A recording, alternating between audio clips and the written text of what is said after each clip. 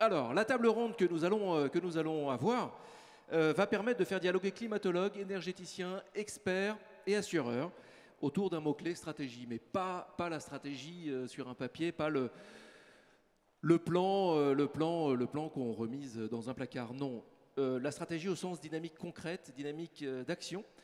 Et pour cette discussion, je vais demander à Jean-Michel Soubirous de rejoindre cette scène. Vous êtes directeur adjoint scientifique de la climatologie à Météo France. On peut vous applaudir. Catherine Alwax, vous pilotez le plan d'adaptation du parc nucléaire et thermique chez EDF. Installez-vous, alors il n'y a pas vraiment de plan de table, installez-vous où bon vous semble. Bertrand Delignon, vous êtes directeur métier Yard à la Massif, avec une attention particulière, on le verra, portée aux conditions d'habitabilité. Et David Marchal, directeur exécutif à l'ADEME, vous travaillez, vous, à l'articulation entre prospective nationale et outils très concrets pour les entreprises et les collectivités. Et on peut effectivement vous applaudir. Alors, j'ai une méthode bien à moi pour démarrer des conversations. C'est que je vais poser une question très très courte et vous allez y répondre réellement très très court. Ça nous permet de faire connaissance ensemble un petit peu plus et puis ça nous permet d'avoir quelques angles de vue. Et vous aussi en ligne, je vous invite aussi à y répondre. Tiens. La question est la suivante. On va voir. Pour qu'une stratégie climat soit crédible et juste, quelle est pour vous la première condition à réussir? Alors, en un temps très court, je ne veux pas forcément de raisonnement, je ne veux pas une réponse longue. Donc, je veux la première condition à réunir pour qu'une stratégie climat soit crédible et juste. Pour vous Catherine Alwax. Alwax, on va y arriver. Alwax. Il faut qu'elle soit durable et partagée. Merci. Le ton est donné, le ton de la réponse courte. Jean-Michel? Moi, je dirais dans le contexte de l'actualité internationale, donc qu'elle s'appuie sur la science. Voilà, donc on a vu les rapports du GIEC et aussi donc voilà, qu'elle soit incontestable du point de vue de son fondement. Merci Jean-Michel Soubirous. Bertrand Delignon. Ouais, moi, je parlerai de conscience climatique. Voilà, je développerai un peu, mais voilà, il faut avoir une conscience climatique si on veut adopter une stratégie sur le sujet. Merci. Et vous, David Marchal? Moi, je dirais qu'il faut qu'elle fasse sens sur le territoire pour qu'elle soit appropriée et qu'elle soit cohérente. Sens, cohérence, science, collectif. Merci beaucoup. Alors, Jean-Michel Soubirous, j'ai envie de démarrer avec vous pour m'aider à planter le décor, à poser le décor. À Météo France, vous suivez l'évolution des aléas climatiques. Est-ce que vous pouvez nous dire ceux qui vous paraissent les plus structurants pour que nous pensions tous l'avenir des villes? Oui, alors donc on les a déjà entrevus ce matin. Donc effectivement, donc nous on travaille donc à Météo France depuis 2 ans sur caractériser le climat de la TRAC, donc qui a été présenté ce matin. Et les tendances donc pour penser la ville, eh bien elles s'inscrivent principalement en continuité de ce qui est observé aujourd'hui et de ce à quoi les villes ont déjà été confrontées et auxquelles elles doivent encore améliorer les réponses. Mais il y a aussi des risques un petit peu nouveaux et qui nécessitent sûrement une attention. Alors donc les risques qui sont, je crois, bien connus et sur lesquels il y a beaucoup d'actions, c'est tout ce qui relève des fortes chaleurs. Même si donc les fortes chaleurs dans une France à 4 degrés, c'est des choses peut-être assez différentes de ce qu'on a connu aujourd'hui. Donc le seuil des 50 degrés, il commence à apparaître dans nos simulations. Donc on ne sait pas dire où, on ne sait pas dire quand, mais ça devient quelque chose qui est possible. Je rappelle qu'à Paris, le record pour l'instant c'est 42, en France c'est 46. Et voilà, et rajouter 1 degré, c'est pas rien. On sait ce que ça veut dire en termes de conséquences, notamment en termes de santé.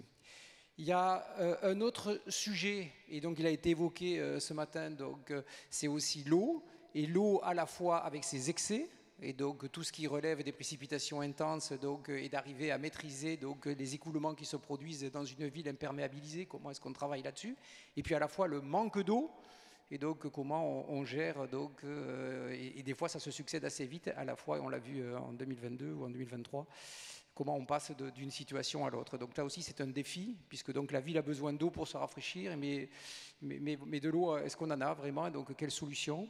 Et puis après, il y a des risques émergents et sur lesquels, évidemment, j'attire l'attention et qui sont plus difficiles à considérer. Donc le trait de côte, bien sûr, parce que donc, même si on en parle aujourd'hui, c'est quelque chose qui est peut-être encore peu ressenti, même pour les villes littorales, et qui va devenir par contre majeur après 2050. Et donc ça, c'est difficile sûrement de mobiliser des acteurs sur un risque qui n'est pas encore aussi visible que d'autres.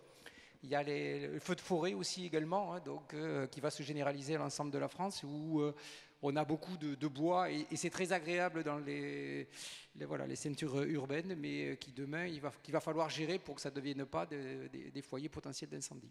Donc voilà peut-être les messages clairs. Et vous dites parfois également qu'il faut superposer ces données climatiques avec les indicateurs sociaux. Qu'est-ce que ça apporte, ces indicateurs sociaux? Alors tout à fait, c'est de dire qu'on ne peut pas rester simplement aux aléas climatiques et que pour qu'ils fassent sens, il faut que donc on voit en quoi donc la ville est réellement concernée par ces aléas, de comprendre quelles sont les sensibilités actuelles, les sensibilités futures, et donc de ne pas surtout pas rester dans une analyse climatique qui serait hors sol. Donc il faut la croiser donc avec les besoins des acteurs de terrain, et puis aussi de le faire avec eux. Il y a un problème, et ça va être un problème un peu sous-tendu par toutes les discussions qu'on va avoir aujourd'hui, c'est que là on parle d'un temps long, forcément, hein, on parle de 2100 en gros. Comment vous faites pour que ce soit suffisamment mobilisant de parler de 2100? Alors donc je vais rebondir sur la question qui a été posée. Donc, elle sera posée assez régulièrement. La ville de Marseille, donc, elle a dit qu'elle se renouvelait de 1% tous les ans. L'âge moyen des bâtiments à Paris est de 80 ans. Et donc ça nous donne cette échéance donc, de la France à 4 degrés à l'horizon de 2100. En fait, donc, les bâtiments que l'on construit aujourd'hui, les infrastructures, eh bien, on les construit généralement, enfin, pour beaucoup d'entre elles, pour qu'elles soient encore là en 2100. Et donc ça veut dire que tout ce climat, finalement, donc, il est de 2100, donc, il est à prendre en compte dès à présent dans les projets d'aménagement de la ville, parce que la ville, ça prend du temps pour se construire et donc pour la faire évoluer, la ville sur elle-même. Ça se prépare et il faut savoir le dire aux citoyens aussi. C'est normal. Alors voilà, donc il faut le voilà. Et donc c'est pour ça. Donc je pense qu'il y a un enjeu de communication, de mobilisation de tous les acteurs qui est essentiel sur le sujet. Donc les scientifiques apportent une part d'information, mais il y a ensuite donc bien d'autres acteurs qui interviennent dans cette chaîne. Et quand nous étions appelés pour préparer cette édition, ce colloque, vous m'avez fait prendre conscience juste d'un truc, mais un truc assez bête, c'est que la génération qui sera là en 2100, elle est déjà là, elle est déjà arrivée. Elle est déjà là en partie, donc voilà. Donc c'est pensé pour nos enfants, nos petits-enfants. Ça fait réfléchir, oui. Tout à fait. Et donc voilà, donc ça a rien de, on parle pas de monde virtuel très éloigné, donc on parle vraiment de demain. Merci Jean-Michel. On reviendra, c'est une conversation, on fait un premier tour et puis après, bien sûr, on rebondit sur tout ce qu'on a pu entendre. Catherine Alwax, pardon. Depuis tout à l'heure, j'essaye d'avoir un accent anglais pour Bart qui est mon accent impitoyable et du coup, je l'applique à votre nom, pardon. Alwax, Catherine. Catherine, vous pilotez le plan SEMA, c'est un plan d'adaptation ambitieux pour EDF. Concrètement, est-ce que vous pouvez juste nous rappeler en quoi il est structuré et qu'est-ce qui permet de piloter ce plan SEMA? Alors la première chose qu'il faut rappeler, c'est que notre mission, c'est de produire de l'énergie décarbonée 24 heures sur 24, 7 jours sur 7 et 365 jours par an. Et pour ce qui me concerne, de produire de l'énergie décarbonée pilotable, c'est-à-dire, c'est pour ça que je travaille à la direction de la production nucléaire et thermique. Et nous, on est sur le temps long, puisque nos échéances, c'est 2030, 2050, 2070 et 2100. Et donc, on a un plan d'adaptation qui s'appelle SEMA. Pourquoi SEMA? Parce que c'est comprendre, évaluer, mobiliser et agir.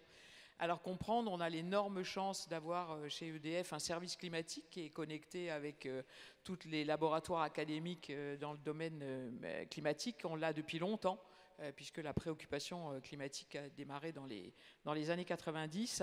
Et à partir de là, nous, on produit des scénarios climatiques en s'appuyant sur les travaux du GIEC.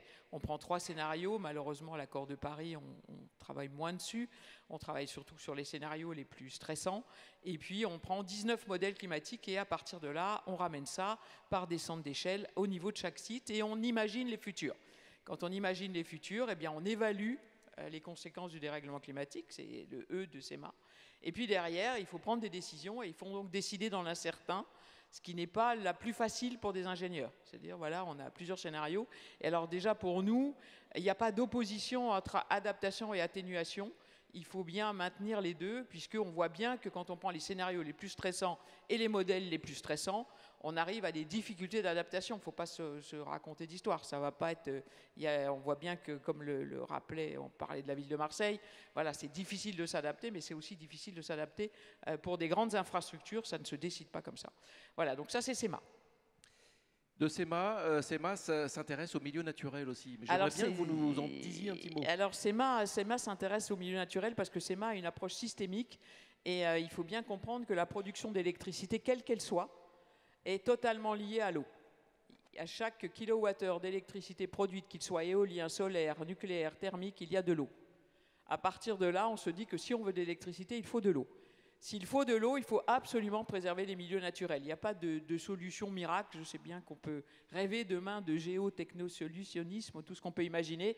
Aujourd'hui, l'urgence numéro 1, c'est protéger les milieux naturels au le plus rapidement possible. Et quand je dis milieu naturel, on a parlé des solutions fondées sur la nature. Il y a toute la dynamique autour des grandes zones humides. Alors bien sûr, il y a aussi la préservation des inondations et la protection. Il faut protéger les forêts. On parlait des générations futures. Aujourd'hui, il faut se dire qu'on est la dernière génération qui voit la forêt de Chambord telle que François Ier l'a vue. La génération qui vient ne la verra plus comme ça. Et donc ça nous oblige, quelque part, à protéger d'urgence les milieux naturels. C'est pour ça qu'aussi paradoxal que ça puisse paraître, on est nous très mobilisés là-dessus.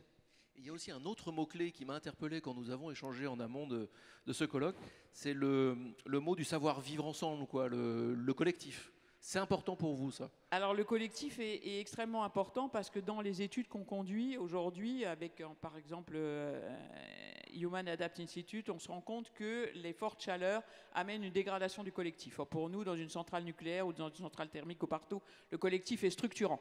Donc il faut absolument qu'on travaille sur les conditions de travail, et quand on travaille sur les conditions de travail, on voit aussi qu'il faut qu'on travaille sur les conditions de vie. Et on revient à la problématique des villes et des logements. Il y a évidemment des problématiques majeures en zone urbaine, mais il y a aussi des problématiques majeures en zone rurale. Le bâti des zones rurales est absolument très ancien, très peu adapté, et ça pose des dynamiques qui sont très proches. Donc on a une dynamique globale, et il faut réfléchir demain aux conditions de travail. On va travailler autrement, et c'est absolument fondamental parce qu'il faut préserver le collectif.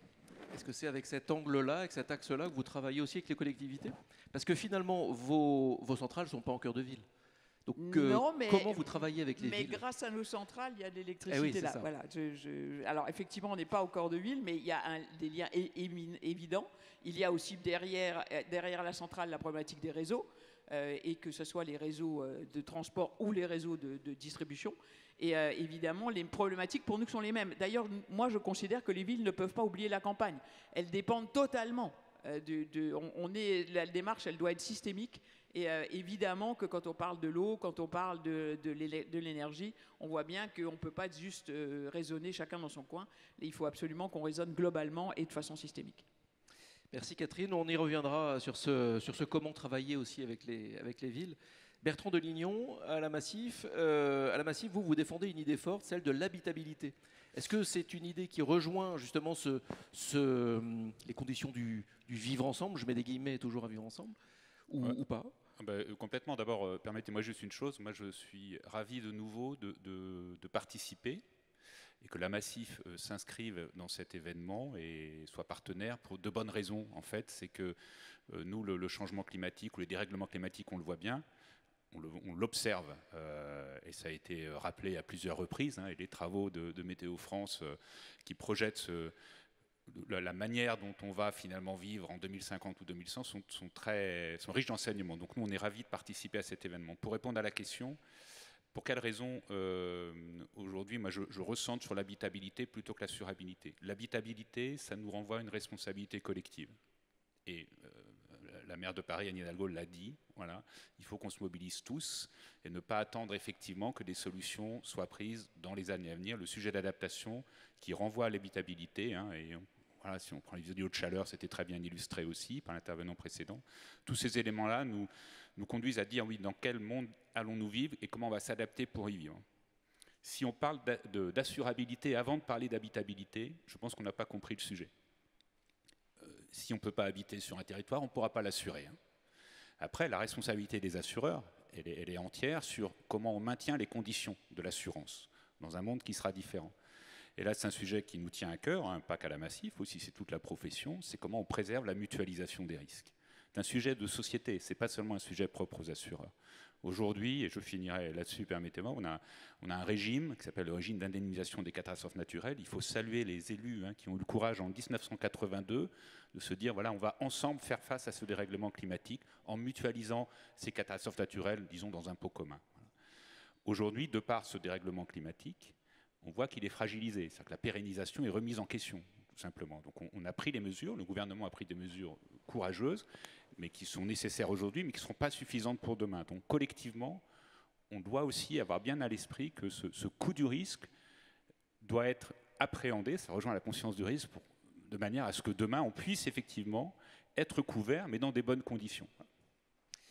Là, je pense à plein de choses dans ma tête, mais je pense à notamment la sensibilisation, comment mobiliser, comment être suffisamment efficace. Vous pouvez parler de choses que vous constatez vraiment. C'est quoi ce que vous voyez et qui vous paraît le plus alarmant en ce moment? Alors, ce qu'on voit, c'est la détresse de nos sociétaires qui sont soumis tout simplement au retrait-gonflement des argiles sur leur bâti. Il y a eu en 2022 une sécheresse qui a dépassé celle qui était emblématique de 2003, où nos sociétaires, qui n'étaient pas préparés, qui n'étaient pas sensibilisés même à ce risque, ils ont découvert quelques mois après les dégâts, les fissures, et dans certains cas, c'est la maison qui est devenue inhabitable. Donc il y a des traumatismes qui s'opèrent. Donc ça, on le voit très clairement. On pourrait citer aussi les inondations, celles des Hauts-de-France qui sont récentes, de 2023. Et la succession d'inondations sur un temps court, ça a duré 2-3 mois, a créé aussi une véritable, des traumatismes chez nos assurés. Donc on le mesure au moment de la déclaration, on les accompagne, c'est l'urgence, c'est notre rôle, mais on le mesure sur un temps plus long. Et juste ce point-là est important parce que le rôle de l'assureur, et à la Massif, on l'intègre depuis des décennies de sa sorte, c'est de dire, voilà, nos assurés, à un moment donné, ils sont confrontés déjà à ce dérèglement qu'on vient d'évoquer. Mais c'est sur un temps plus long, il faut les accompagner. Et cet accompagnement, c'est un rôle qui n'est pas forcément connu, mais qui est important pour nous. C'est comment, dans le temps long, voilà, on accompagne nos assurés. Par de la sensibilisation, et quand ils sont directement concernés, par un accompagnement un peu personnalisé. Après, ça renvoie à l'idée de la culture du risque, ouais, qui, en France, ne paraît pas forcément très prégnante. C'est le bon sujet, et moi, pour ça que j'apprécie aussi la présence de la Massif, et en l'occurrence dans cet événement. La culture du risque, vous y participez, les scientifiques qui sont là, ils nous amènent à cette conscience du risque dont je parlais.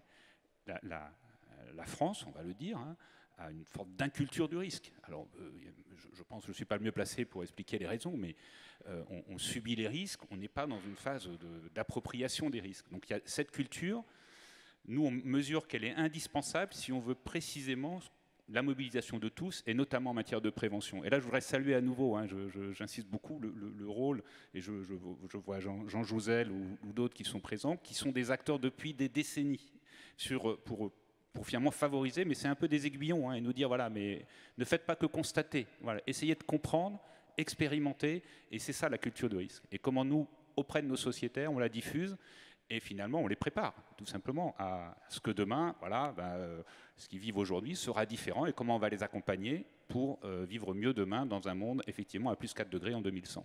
Dernière chose, parce que c'est très important, ce que vous avez dit sur... vous avez pris conscience dans l'échange, je crois, sur dire qu'est-ce qui va se passer dans 75 ans. Effectivement, on est en 2025, 2100, c'est demain, à l'horizon des générations. Je trouve ça très, très pertinent de dire, voilà, les enfants qui naissent aujourd'hui, qui auront 25 ans en 2050, ils ne seront déjà pas dans la même... ils ne vivront pas la même situation. Et de 2100, voilà, c'est très clair dans la projection de Météo France également. Ça, c'est de la conscience. Voilà. Et ce n'est pas le sujet des assureurs, c'est un sujet sociétal. Il faut qu'on ait tous conscience et qu'on s'approprie cette culture du risque.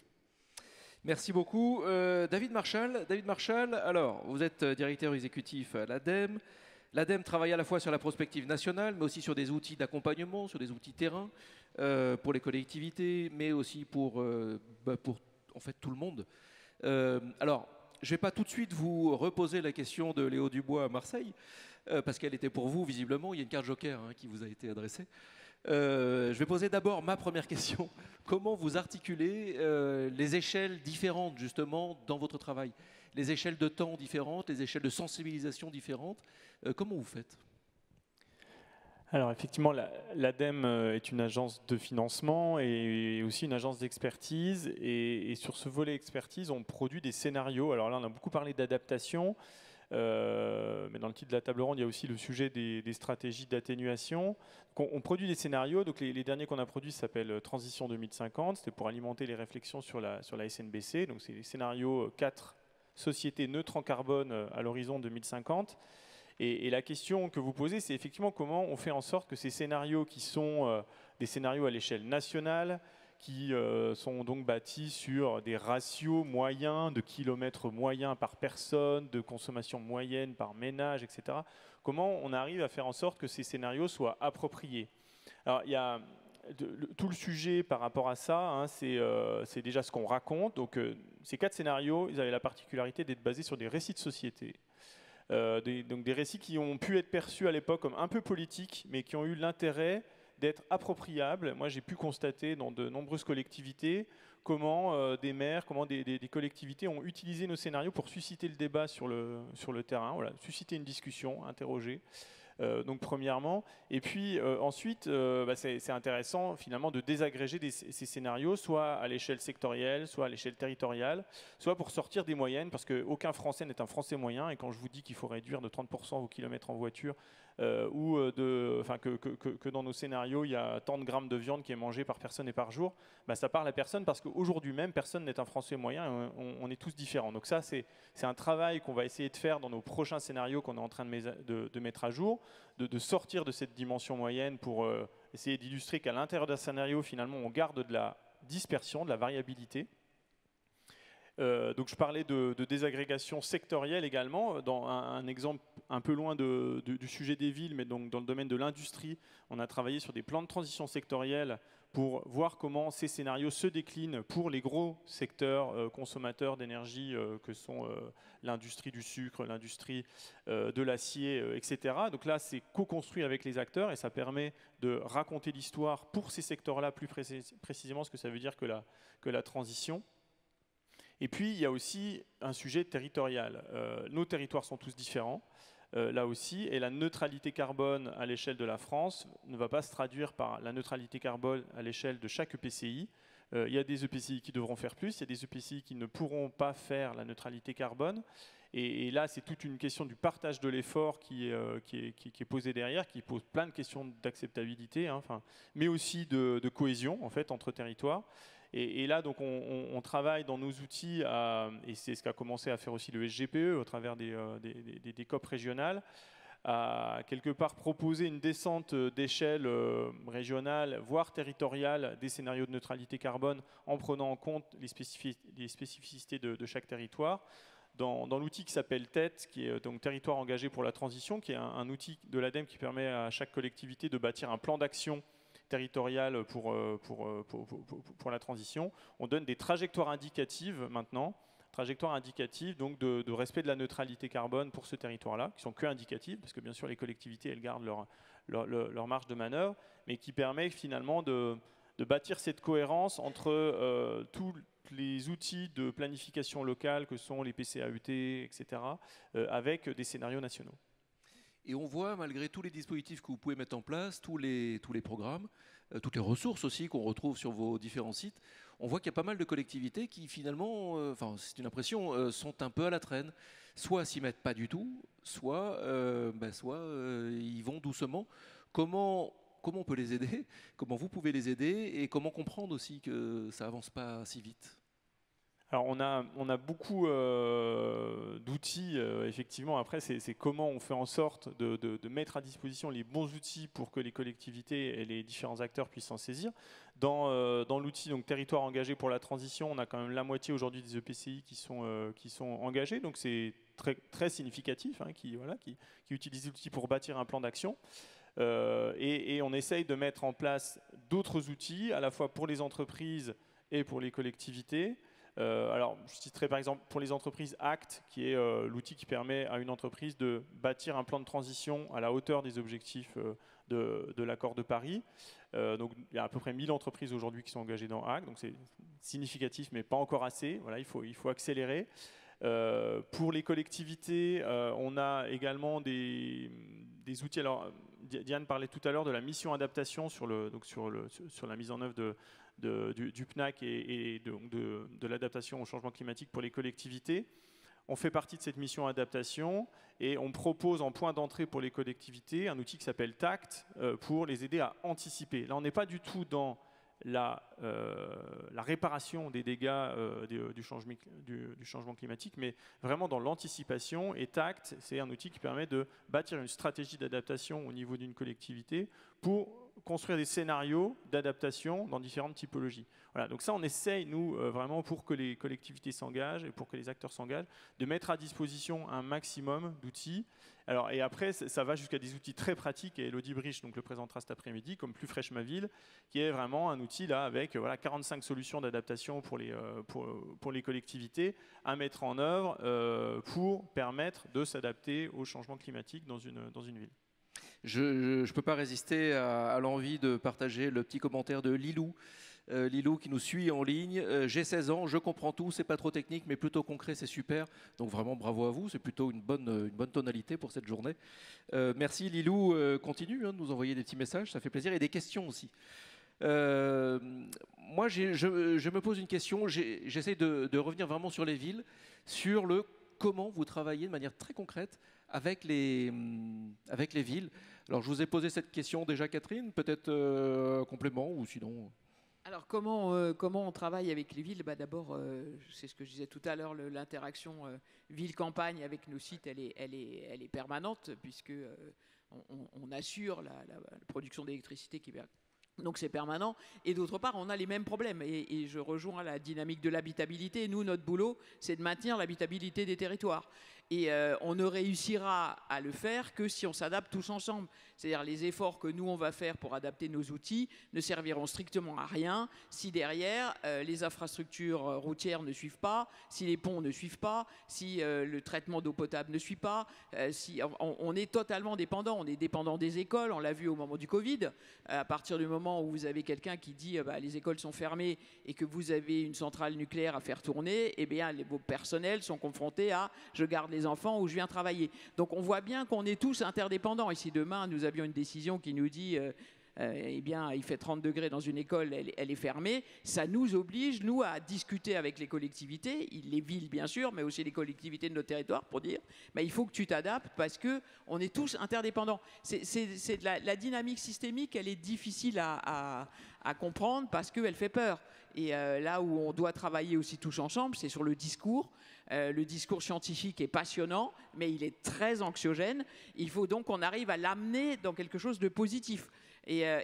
Pour donner tout le monde envie d'y aller, parce que si tout le monde n'y va pas, on n'y arrivera pas. On pourra dire, et c'est vrai que pour un maire, je comprends parfois, d'une grande ville ou d'une collectivité plus petite, annoncer la fin du monde, c'est pas tellement marrant.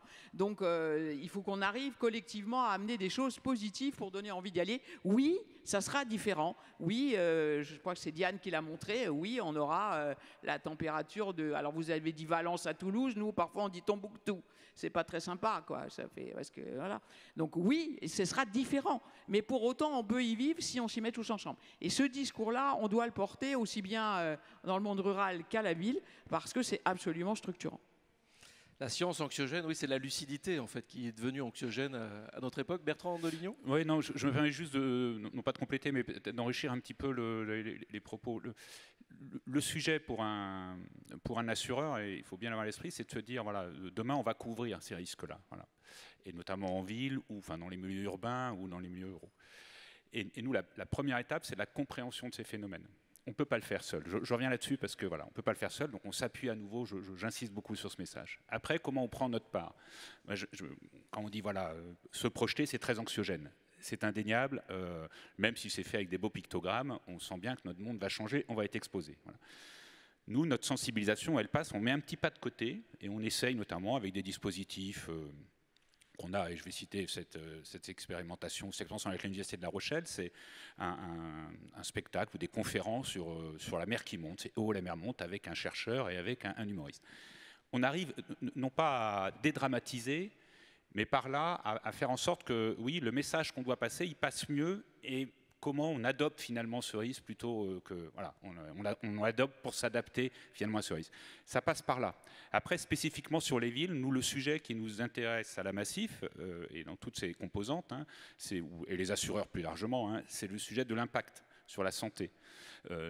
L'illustration sur les eaux de chaleur est très claire, on le vit aujourd'hui. Ça va s'amplifier, c'est comment nous, on se prépare, là aussi avec les scientifiques, sur comprendre quels sont les impacts sur la santé, sur le risque cardiovasculaire, sur la santé mentale. Enfin, il y a beaucoup de sujets aujourd'hui qui sont à notre disposition et comment nous, on se prépare aussi en tant qu'assureur, à faire face à ces dérèglements, à ces impacts du dérèglement climatique sur la santé et notamment en milieu urbain. Voilà.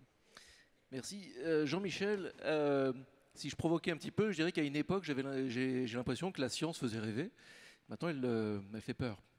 Elle fait peur parce qu'elle donne des indicateurs le plus clair possible et plus lucide possible, et ça fait peur. Alors donc ça fait peur quand finalement face à ces changements, on n'a pas de solution à proposer. Et donc voilà, donc c'est pour ça qu'on ne peut pas laisser le discours scientifique finalement, en tout cas si on le laisse tout seul, sans apporter de solution, à la fin, donc, on peut avoir finalement un rejet plutôt parce qu'on n'a pas, on refuse à aller vers quelque chose dans lequel il n'y aurait pas de solution. Donc voilà, la fin du monde, c'est pas spécialement gai à annoncer. Et voilà. Par contre, donc, en fait, le monde, il a toujours changé. Hein, donc simplement, donc là, on essaye de réfléchir collectivement face à des changements qui nous sont imposés. Mais si on réfléchit à comment était notre monde il y a 30 ans ou 40 ans, il était quand même assez différent d'aujourd'hui. Donc en fait, cette idée du changement, donc, elle existe en permanence dans nos sociétés. Là, on essaye de la planifier face à quelque chose donc, qui nous est imposé, mais quelque part sur lequel on a une visibilité. Alors que dans les changements précédents, on n'avait pas forcément de visibilité, on était un peu au fil de l'eau. Donc c'est un exercice collectif qui est difficile. Mais qui est, me semble-t-il, en tout cas, que nous avons à mener, c'est notre défi. Et donc pour les scientifiques, c'est finalement d'essayer d'éclairer ces évolutions climatiques et donc à l'échelle locale. Donc voilà, donc le travail particulier pour Météo France et pour un grand nombre de scientifiques aujourd'hui, c'est d'apporter les informations vraiment à l'échelle des quartiers, comme a pu le montrer Valérie. Et puis de donner cette information pour qu'elle puisse être croisée avec donc tous les éléments économiques, sociaux qui vont créer de la réalité. Alors donc il y a dans le cadre du plan national d'adaptation au changement climatique, Météo France est en charge de développer un portail qui s'appellera DRIAS Impact. Et voilà, donc DRIAS aujourd'hui, c'est mettre à disposition l'information climatique. DRIAS Impact sera la mettre à disposition, mais croisée avec les informations de vulnérabilité socio-économique, parce que c'est ce qui est nécessaire pour pouvoir prendre des décisions. Je voulais poser une question à Valérie tout à l'heure, et je lui poserai tout à l'heure, mais je vous la pose aussi. On a vu qu'il y avait très peu de stations météo, ou alors elles sont dans les parcs ou dans les aéroports.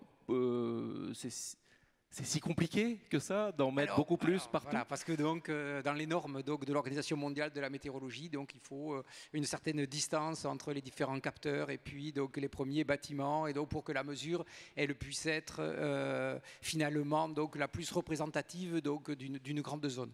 Donc cette idée-là, elle en ville, donc en fait il faut la repenser.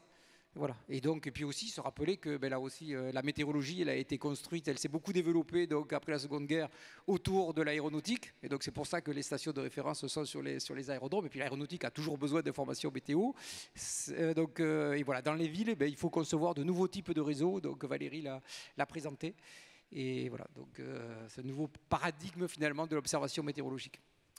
Une dernière question un petit peu pour tout le monde, avant de poursuivre cette conversation avec vous ici dans la salle des fêtes de la mairie de Paris, et puis avec vous en ligne bien sûr. Pourquoi c'est si important de rappeler qu'il faut voir les choses de manière systémique, et notamment sur l'atténuation et l'adaptation? Pourquoi c'est si important de ne plus isoler les deux? On l'a déjà un petit peu pris, hein, cette question, mais on peut la renforcer. Enfin, moi, ça m'intéresserait. David, ensuite Bertrand. Ouais, merci. Oui, effectivement, c'est vraiment un point qui me semble important pour mobiliser, puisque on l'a dit, une atténuation. Non seulement elles ne sont pas contradictoires, mais en plus elles se renforcent. C'est-à-dire que faire l'un sans l'autre, ça sera d'autant plus difficile. Faire de l'adaptation sans atténuation, vous allez devoir construire des digues, puis les reconstruire, si je caricature. Et à l'inverse, faire de l'atténuation, sans prendre en compte le sujet de l'adaptation et de la traque. Là aussi, on a un problème, puisqu'on sait que par exemple le puits de carbone forestier est en baisse, donc s'il faut atténuer, c'est de combien? On va faire de l'hydrogène, mais il faut prendre en compte les besoins en eau. Donc, c'est vraiment indispensable.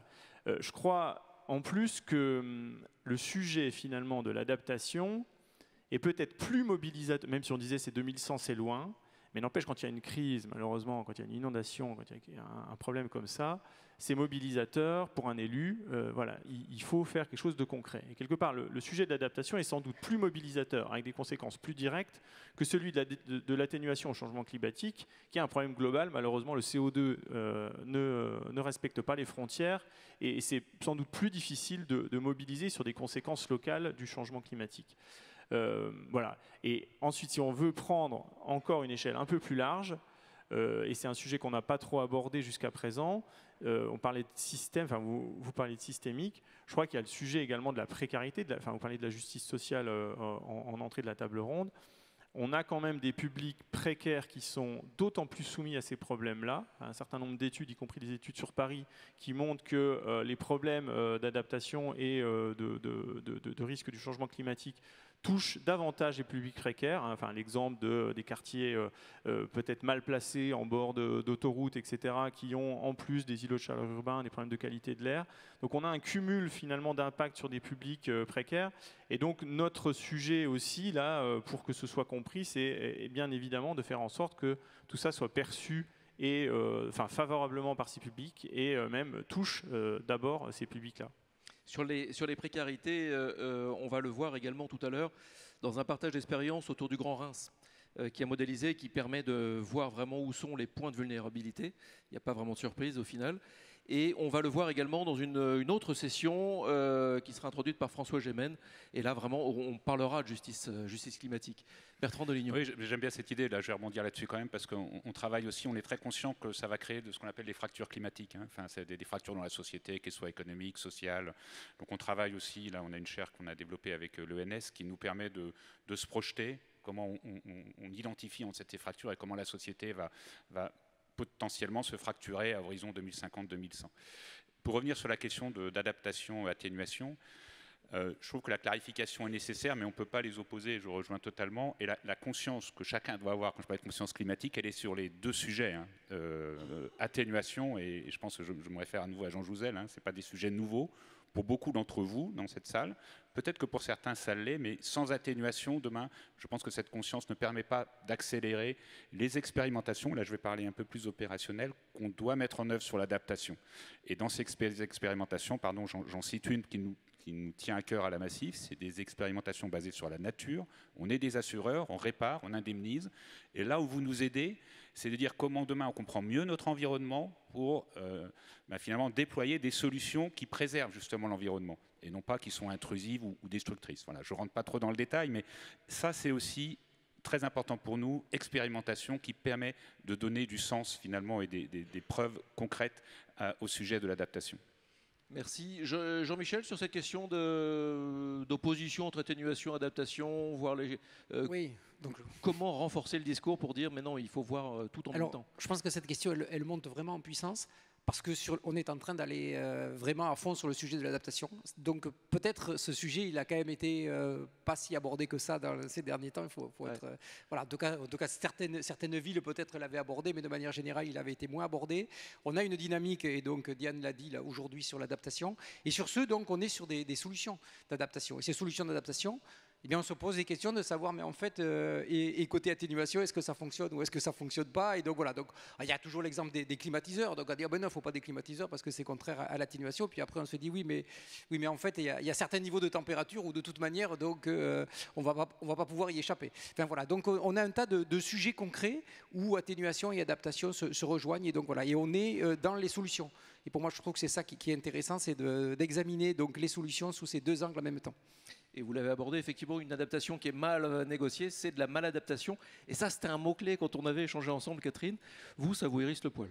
Ah ouais, maladaptation, là, on peut écrire on a une série avec plusieurs épisodes. Hein, donc, alors, c'est pour ça que nous, on est devenu très pénible sur la notion systémique, parce qu'on voit quand on tronçonne les choses... même chez nous, la direction de l'immobilier qui ne regarde pas ce que font les espaces verts, qui ne regarde pas ce que machin, et on finit par avoir des trucs absurdes. Donc le pire pour moi étant la magnifique cantine revue avec un bardage noir métallique sublime dans le sud de la France. C'est super joli, mais c'est très con. Donc on en a plein comme ça. Donc c'est le climatiseur. Alors on n'y coupe malheureusement pas, puisque évidemment il y a toujours vous savez, dans le local qui ne devrait pas durer, mais qui dure 25 ans. C'est un truc qu'on empile là. Ça va pas durer longtemps. On va trouver une solution pérenne. Ok, donc on finit par une clim. Et qu'est-ce qu'on fait pour la clim? On la met au sud. C'est sympa. Elle n'a aucune chance de survivre. Il y a plein de choses comme ça, et ça c'est tous les jours. À partir du moment où on commence à mettre tout le monde autour de la table en résonance systémique, déjà on évite un nombre de bourdes qui font sourire, mais qui sont exaspérantes au quotidien, majeur. Mais ça c'est vrai aussi à grande échelle. C'est pour ça que nous on est devenus extrêmement... on pousse beaucoup là-dessus. Par exemple, il y a des choix. Aujourd'hui, la surface des jardins, c'est sous le contrôle peut-être de Diane, 4,4 fois la surface des aires protégées. Ça paraît. La première chose qu'on impose nous maintenant sur tous nos sites, c'est qu'on arrête de nous faire du gazon anglais avec 1 centimètre. Et en même temps, quand on raisonne là-dessus, eh bien, on se rend compte qu'on préserve davantage l'eau, et en plus de ça, on dépense moins d'argent. Donc, il faut penser systémique grand et systémique petit. Mais il faut penser systémique. Et ça passe par de la formation aussi, oui, bien sûr. Question. Est-ce que des bras se lèvent dans les salons de la mairie de Paris? Il y a un bras qui se lève, une main en tout cas qui se lève, c'est plus simple. Oui. Un petit bras ou une grande main. Bonjour. Mon prénom c'est Michel, mon nom c'est Pascal. Je travaille au ministère de l'écologie, à l'inspection générale de l'environnement et du développement durable. Dans le cadre d'une mission, la semaine dernière, on a eu une discussion avec l'Office national des forêts. Et pourtant, je connais un peu les sujets questions changement climatique, mais j'ai été frappé du discours qu'ils nous ont tenu. Bien sûr, la forêt brûle de plus en plus, mais surtout, si on n'accompagne pas le changement, elle ne pourra pas s'adapter toute seule, tellement les phénomènes sont rapides. Donc l'Office national des forêts a dans ses objectifs de faire pousser, de planter des choses qui ne poussaient pas avant sans laisser la forêt se renouveler toute seule. Donc ma question c'est par rapport aux villes, on a parlé des parcs, on a parlé du gazon anglais, mais est-ce qu'il y a des réflexions pour planter autre chose, des choses qui pourront vivre dans 100 ans, Voilà ma question. Merci Michel. Et des essences qui, quand on est à Paris, des essences qui poussent à Montpellier, quoi. Alors là-dessus, je vais peut-être me tromper en utilisant le nom des outils, mais je sais qu'on avait 2 projets un peu concurrents entre l'ADEME et le CEREMA sur ce sujet-là, et que c'est le produit du CEREMA qui est mieux, et donc on a arrêté à l'ADEME. Non mais je le dis parce qu'en ce moment, vous savez, dans le discours ambiant sur les opérateurs se marchent sur les pieds, il faut aussi savoir raconter les choses. Donc il y a un outil du CEREMA qui regarde ça, je n'ai plus exactement son nom, c'est peut-être Sésame, oui voilà, j'hésitais. Sésame regarde effectivement les arbres les plus adaptés au changement climatique en ville. Non. Il peut y avoir d'autres questions, j'en ai une en ligne. Ça sera peut-être pour vous, David. Le pouvoir réglementaire des villes permet-il de mettre fin à des pratiques à la fois polluantes, sans intérêt, voire absurdes? Faute de temps, je retrouve qu'un seul exemple. Merci. Assez dérisoire, mais il y en a plein d'autres. Il s'agit des petites étiquettes autocollantes qui sont collées sur les fruits et légumes. Bon, revenons sur le pouvoir réglementaire des villes.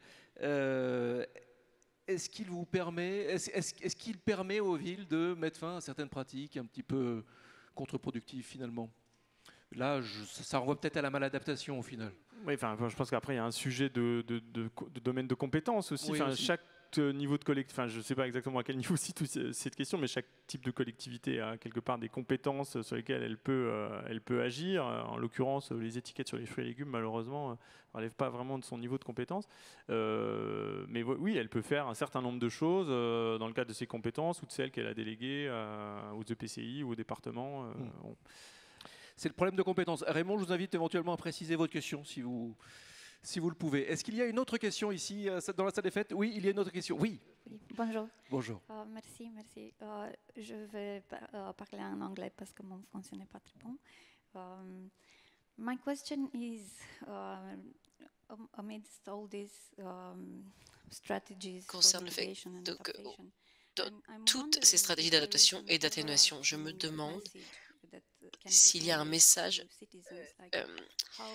disons, supérieur qui peut être transmis aux citoyens. Quelque chose qui rassemble tout cela pour tous les participants, qui pourrait être le plus simple et le plus actionnable, que les citoyens peuvent comprendre, où ils peuvent s'engager car c'est difficile parfois de traduire tous les messages scientifiques complexes. Les individus, parfois, n'ont pas l'impression d'avoir le pouvoir de changer les choses, alors qu'on pourrait avoir des objectifs simples pour s'engager. Oui, et ça rejoint la question de Merci Linda, beaucoup. justement, en ligne, Oui, sur est-ce qu'il y a, comment expliquer le déni de certains citoyens, nombreux, ou de collectivités. Comment les collectivités peuvent sensibiliser, embarquer un maximum? Ça, c'est toujours la question très compliquée, parce que le sujet est complexe, et comment ne pas le simplifier non plus, quoi. Ouais, enfin, moi, je vais me permettre, je ne suis pas sûr de répondre précisément à la question et je m'en excuse et je vais faire court. Je suis surpris des fois, enfin, je suis rassuré par le courage de certaines villes qui engagent des vraies stratégies locales d'adaptation et qui n'ont pas attendu le PNAC, mais qui y participent utilement. Et ça, il faut les saluer. Ça a été évoqué ce matin et je pense qu'il y a beaucoup d'exemples autour de nous. Il y a des villes qui ont pris à bras le corps. Après, il y a des villes qui regardent ça un petit peu de loin. Et là, ce n'est pas l'assureur qui parle, hein, c'est le citoyen. Je constate par exemple sur le recul du trait de côte ou l'érosion du littoral, il y a quand même aujourd'hui des outils qui sont mis à disposition. Hein. On s'inscrit, les villes s'inscrivent dans ce qu'on appelle un décret liste et elles ont des obligations mais aussi des moyens, c'est-à-dire pour préparer, s'adapter et établir une stratégie à 2030, 2050, 2100. Pourquoi aujourd'hui ces villes-là, et c'est une réponse pardon, qui n'est pas forcément à votre question, mais pourquoi aujourd'hui on n'arrive pas, ces villes-là ne s'inscrivent pas dans cette logique-là? Qu'est-ce qui fait que certaines ont bien compris? Et moi, je n'ai pas la réponse, hein, j'observe les choses. Hein. Certaines ont compris, je vais vous donner un exemple. Allez, je vais pas citer les villes, mais sur une petite île charentaise, sur 2 communes proches, il y en a une qui est inscrite dans le décret liste, l'autre qui ne l'est pas. C'est absurde. Et c'est là où les citoyens, nous, on doit, et je pense au-delà vraiment c'est pas l'assureur à nouveau qui parle, c'est comment on sensibilise aussi nos élus, comment on a conscience de tous ces dispositifs réglementaires, il y a beaucoup de pédagogie à faire, hein, de façon à ce que nous, on soit une force, je dirais, constructive pour dire, bah oui, mais attention, là, mes enfants, en 2050, voilà, ils auront 25 ans ou ils auront 75 ans en 2100. Et pardon de ne pas répondre à la question. Merci, mais je pense que vous avez répondu sur un certain angle. Alors, de notre expérience, nous, on fait énormément de sciences participatives. C'est-à-dire, dans tous nos sites, on accueille régulièrement des écoles. On fait énormément de choses là-dessus, et en particulier sur la nature. De ce que nous, on peut dire aujourd'hui, c'est qu'on ne protège que ce qu'on connaît. Et j'allais dire, même on aime que ce qu'on connaît. Donc, on a un énorme travail pour aller vers des choses que les gens aiment et qu'ils connaissent. Parce que sinon, ça reste abstrait. Donc, on travaille aujourd'hui, donc on cherche aussi des gens pour porter des messages. La raison pour laquelle on travaille énormément avec le domaine de Chambord, avec Fontainebleau, avec l'ONF, vous pouvez dire pourquoi la production nucléaire s'intéresse à Chambord. On a une centrale juste à côté, c'est vrai, mais pas que. Pourquoi? Parce que le message, c'est que tout le monde a un jour rêvé d'être princesse ou chevalier, ou quelque chose comme ça. C'est un côté magique. Mais si on veut voir les 1000 ans de Chambord, il faut absolument qu'on s'adapte. Et il faut qu'on adapte aussi Chambord. C'est une discussion avec les architectes en chef des monuments historiques. Mais néanmoins, il faut qu'on s'adapte, il faut qu'on adapte la forêt, qu'on atténue. Ce discours-là, il est portable. Parce que, alors, on a un discours qui est un peu brutal, qui est de dire, voilà, François Ier, il a rêvé d'Italie, en 2050, l'Italie est là. C'est vrai. Mais malheureusement, la forêt, aujourd'hui, ce sera une forêt italienne. C'est vivable, c'est pas quelque chose de dramatique, mais c'est vivable si on s'adapte. Il faut emmener les gens sur des choses qu'ils aiment, sinon on n'y arrivera pas. Merci Catherine. Oui, David? Peut-être en un mot, parce qu'il y a de multiples actions que les particuliers peuvent mener, et c'est bien toute la difficulté. Nous, on a un outil qui s'appelle Nos Gestes Climat, qui permet de faire son bilan carbone, enfin de calculer son empreinte carbone facilement, en quelques clics. Et je pense que c'est un outil adapté pour faire prendre conscience des leviers, qu'il s'agisse des leviers que chacun peut avoir sur ses déplacements, sur son logement ou sur son alimentation, qui sont sans doute moins connus. Mais voilà, faire son bilan carbone, c'est déjà connaître, et donc connaître, c'est le premier pas avant d'agir. Et ça prend vraiment 10 minutes. Ouais, c'est quand même assez simple. Et d'ailleurs, une question, les bilans carbone, ça c'est un vrai sujet en ce moment. Alors sans rentrer dans un autre débat qui nous emmènerait sur d'autres sujets, mais comment convaincre une entreprise de faire son bilan carbone pour savoir au moins d'où elle part? Alors, bon, il y a un certain nombre d'entreprises qui sont déjà obligées de le faire au-dessus d'une certaine taille. Et c'est vrai qu'avec le backlash écologique, là, on voit reculer ou risque de reculer certaines dispositions, alors notamment sur la CSRD par exemple, qui mettait en avant non seulement la nécessité de faire un bilan carbone, mais surtout un plan de transition pour les entreprises. Donc bien sûr, nous on voit ça avec regret. Et là aussi, voilà, l'outil ACT dont je parlais tout à l'heure permettait justement à des entreprises de bâtir un plan de transition et un plan de transition robuste justement par rapport avec l'engagement des patrons, quoi. Voilà. Ouais, c'est clairement des mauvais signaux qui ont été renvoyés sur la CSRD. Je pense qu'aujourd'hui, c'est apparu pour beaucoup, on en fait partie, comme des contraintes réglementaires, du reporting. En fait, ça va bien au-delà et ça permet à nouveau de sensibiliser tout le monde, tous les acteurs de l'entreprise, et de se mettre en capacité, effectivement, de fournir des preuves, comment on contribue finalement à cette atténuation de notre empreinte carbone. Et si on n'a pas ce cadre réglementaire qui soit nous contraint, on voit bien qu'on avance moins vite ou on n'avance pas. Et avec les grandes entreprises, leurs écosystèmes. Bien sûr. Jean-Michel, vous, effectivement, on parle de backlash écologique, backlash scientifique aussi. Comment arriver à faire entendre la voix de la science ? Je pourrais poser la même question à Jean Jouzel ou à Bart. Comment faire entendre la voix de la science dans un bruit permanent, alors que c'est cette voix-là notamment, et pratiquement surtout, qu'il faut entendre ? Donc effectivement, ça reste un défi. Donc une parole scientifique qui peut être contestée, donc il faut qu'elle soit toujours du plus haut niveau, qu'elle soit donc évaluée, incontestable. Voilà. Donc je pense que tout ça amène encore à des exigences sur la qualité du message. Il ne faut pas aussi non plus être naïf sur ceux qui la contestent. Et donc je veux dire, on est obligé aussi donc de participer au débat peut-être. Et donc je pensais par exemple beaucoup à Valérie Masson-Delmotte, j'ai beaucoup d'admiration pour tous ces combats. Donc on voyait récemment sur les réseaux sociaux son débat avec Claude Allègre, on était en 2010. Et donc voilà, et donc ça reste finalement toujours d'actualité. Ça veut dire donc il y a la force de conviction, je veux dire, pour aussi aller expliquer et réexpliquer finalement donc les faits et la science. Mais c'est là où on a tous, encore une fois, tous un super pouvoir. À partir du moment où on est sur les réseaux sociaux, il en faut un. Si vous êtes présent sur un réseau social, partagez ce que vous entendez, partagez les actions, partagez les idées. C'est réellement un super pouvoir à notre époque. Donc utilisez-le vraiment pour propager ça, pour propulser de l'intelligence. Pardon de ce petit message. Est-ce qu'il y a une autre main ? On peut prendre encore 2 questions, je pense.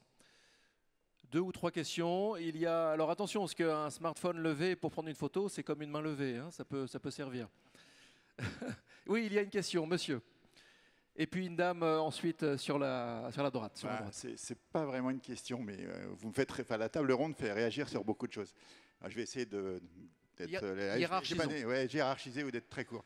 Je suis Jean-Michel Leroux et vous pouvez me trouver, vous saurez où je travaille et ce que je fais. Mais je suis dans la science. Et honnêtement, rien que le message sur la science me terrifie. Vous le mettez comme quelque chose qui fait peur. Et il fait peur à qui ? Non, je pense que quand vous êtes médecin, quand vous êtes malade d'ailleurs, vous avez peur tant que vous ne savez pas. Mais une fois que vous allez voir le médecin et qu'il vous trouve, même s'il va vous dire que vous allez mourir dans 2 jours, mais au moins vous avez moins peur. Alors, vous avez peut-être peur de la mort, oui, mais vous n'avez pas. Voilà. Donc je pense qu'il y a quand même une pensée de l'approche qui est un peu bizarre, quoi. Et quand vous dites c'est la remise en cause de la science, je ne suis pas sûr que le citoyen remette en cause la science actuellement. Et je pense que oui, il y a une chance avec les réseaux sociaux, etc., qu'il faut utiliser beaucoup plus, quoi, et sortir du sérail. Par contre, en effet, au niveau politique, on peut voir qu'il y a des remises en cause. Là, ok.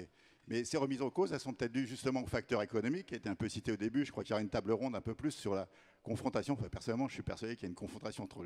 on a besoin de manger tous les jours, donc c'est d'abord ça. Puis après, il y a ce qu'il faut faire pour qu'en effet, la planète, on la crame pas trop, quoi. Voilà. Donc ces genres de choses me font interpeller. Mais je vais rester sur la partie science. Ne détruisez pas trop la science. Je pense que la science est belle et je pense que le citoyen pense que la science est belle. Ouais. C'est par contre le discours qu'il faut porter et peut-être plus au niveau des politiques. Et puis sur le systémique, je finis là, mais sur le systémique, développez pas le systémique, mais oui, au niveau technologue, il faut parler du systémique, parce qu'en effet, après on arrive à les subsidier. Je vous adore, madame d'EDF, sur tout ce que vous avez dit. Par contre, au niveau du citoyen, et je pense à la question qui a été posée en anglais, il faut au contraire des choses très concrètes, en effet, parce que si on ne touche pas le citoyen, le systémique, honnêtement, on s'en fout complètement, quoi. Voilà. Voilà, mais c'était juste, désolé, c'est pas vraiment une question, mais quelques remarques. Merci beaucoup. Effectivement, on s'est communiqué sur de l'action, sur de l'affect. Tout le monde aime la science, je pense, ici. Oui, enfin moi j'entends, mais je suis pas sûr qu'on ait tenu ce propos. Tout du moins, j'ai pas entendu dans les réponses voilà, une quelconque remise en question de la science, au contraire. Enfin, alors je vais parler en mon nom, mais peut-être que voilà, les autres participants pourront Je le pense dire que tout aussi. le monde est d'accord. Ouais, je pense qu'au contraire, sans la science, on ne sait pas, on ne connaît pas. Donc la science, elle n'est pas anxiogène. Nous, quand on sensibilise nos assurés au risque climatique, on est tout sauf anxiogène. On dit voilà, on comprend ce qui va se passer et voilà comment demain on doit intégrer ces éléments-là. Et si les scientifiques ne sont pas là, et je reviens sur l'étude Météo France, pardon, mais il y en a d'autres aussi qu'on pourrait citer, si les scientifiques n'ont pas travaillé sur cette trajectoire de référence à l'adaptation du changement climatique, s'il n'y a pas un consensus là-dessus, eh ben voilà, c'est du vent. Et je pense qu'au contraire, si les scientifiques ont un rôle, mais que vous avez pris depuis des décennies, on ne vous a pas entendu.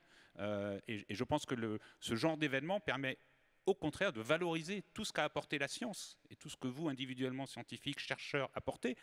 On a cité le CEREMA, l'ADEME, il y a beaucoup d'organismes qui travaillent, Bertrand. Et souvent dans l'ombre. Voilà. Donc cet événement, il permet au contraire de mettre en avant pour moi le bienfait des scientifiques et surtout pas quelque chose d'anxiogène. Nous, ce n'est pas le message qu'on fait passer à la Massif. Hein.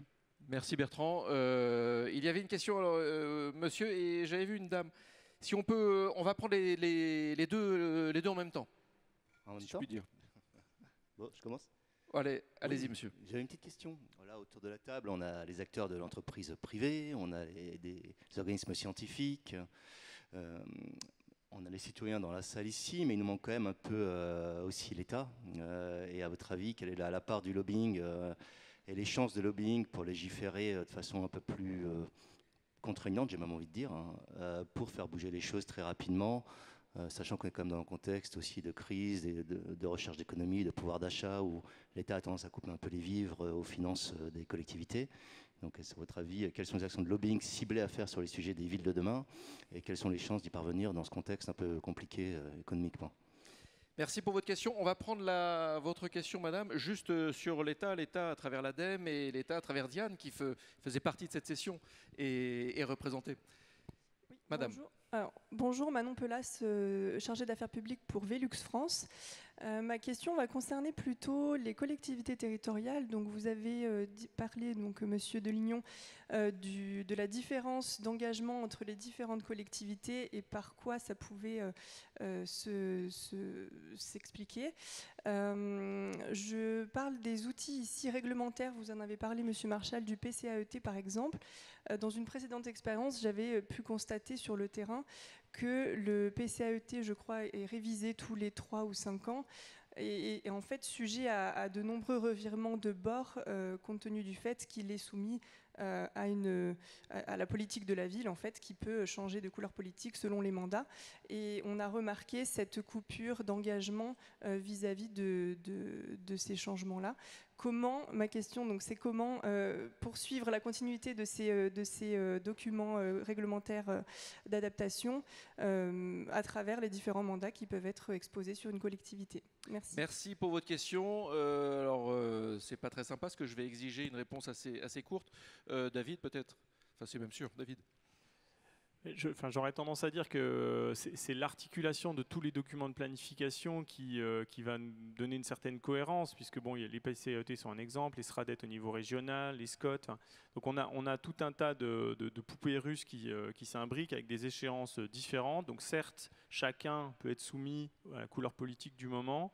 Moi, c'est en ça que je disais tout à l'heure qu'on essaye, et je crois que depuis les travaux du SGPE, on a plus facilement osé dire il y a une trajectoire nationale, c'est comme ça qu'elle se décline en théorie au niveau régional, mais on laisse à chaque région la capacité de bouger les curseurs et d'aller plus ou moins haut par rapport à ça.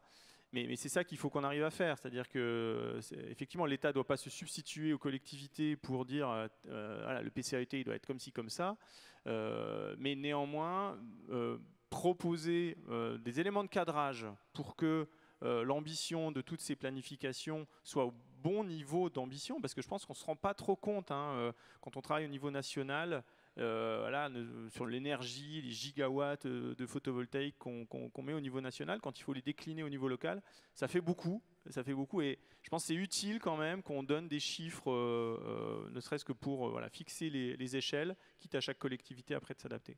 Merci David. Alors juste un mot. Bertrand, mais Ouais, vraiment, vraiment. Non, c'est la première question, c'est sur le financement. Moi, j'aimerais juste quand même qu'on s'accorde à tous là-dessus. Il faut sanctuariser certains financements, et notamment ceux de la prévention. Ça a été évoqué sur le fonds Barnier. Je pense que c'est important. Et on en parlera dans la session juste après. Mais c'est vraiment important que la notion budgétaire des moyens alloués pour adapter effectivement soit prise en compte au plus haut niveau. Et aujourd'hui, on voit que c'est quand même un sujet qui flotte. Le dernier mot, ce sera Fleur sur le web pour adoucir les propos de Monsieur Leroux. Il s'agit de concilier approche systémique, méthode de travail en mode projet et approche via les sciences humaines et sociales. Il y a différents publics, les discours sont à adapter en fonction des interlocuteurs. Et une toute dernière question. Et Diane Simu voudrait répondre. Alors Diane, je vous invite à nous rejoindre. Alors, on va pirater un petit peu. Et c'est David qui vous donne le micro. Et j'annonce en régie, on va dépasser de quelques minutes. Et alors ? On est chez nous. Non, je vais être rapide, mais je voudrais réagir parce que je pense que la question qui a été posée est très légitime sur le côté contraignant. C'est vrai qu'on n'est pas dans une époque où c'est facile d'ajouter de nouvelles mesures contraignantes.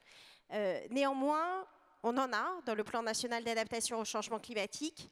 Il y en a pour les entreprises. Je mentionnais l'obligation pour les entreprises du secteur des transports, de l'énergie, de faire une étude de vulnérabilité et d'adopter un plan d'adaptation au changement climatique. Ce sera vrai pour tous les opérateurs d'intérêt vital d'ici l'année prochaine.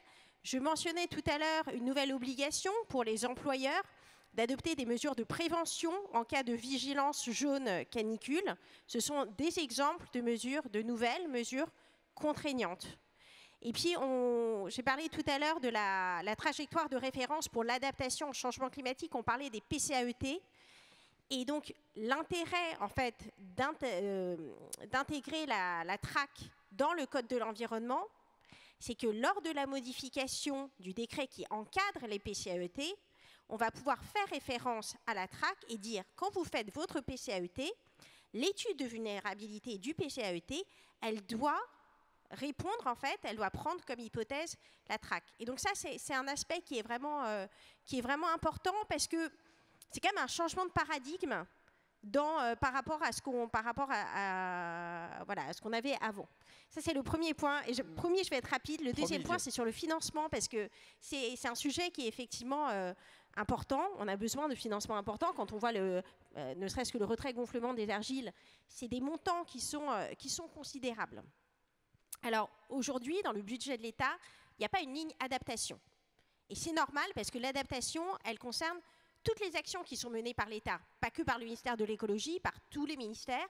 Donc, le budget, il est réparti c'est des actions qui sont la direction de l'immobilier de l'État, c'est à la justice, pour les prisons, à la santé, pour l'adaptation des établissements de santé. Il y en a partout. Aujourd'hui, il y a